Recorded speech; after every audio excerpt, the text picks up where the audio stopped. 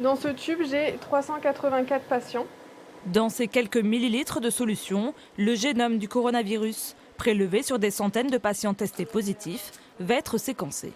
Ce n'est que de l'ADN. Le virus n'est plus présent là ici. Spécialisé dans la recherche sur l'obésité et le diabète, ce laboratoire est pionnier dans l'analyse de l'ADN. Grâce à ses 1200 processeurs, le traitement du séquençage du virus prend seulement 3 jours au lieu de 3 semaines ailleurs. Résultat, sur les premiers échantillons, 24% sont issus du variant anglais.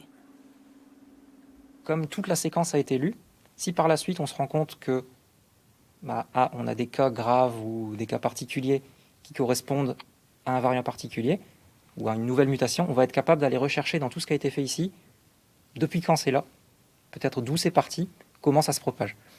Alors qu'avec la PCR, on n'est pas capable de faire ça.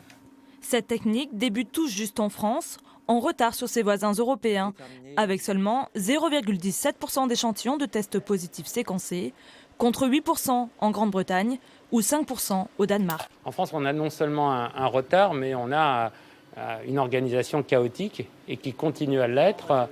Et les souches mutantes qui émergent n'arrangent rien. Aujourd'hui, non seulement il faut savoir où on en est sur les variants connus, comme l'anglais, le sud-africain ou le brésilien, mais surtout il faut détecter les nouveaux variants qui sont déjà arrivés.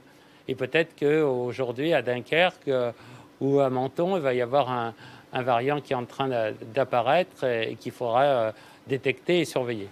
Le but, apporter une riposte sanitaire localisée et adaptée en temps réel.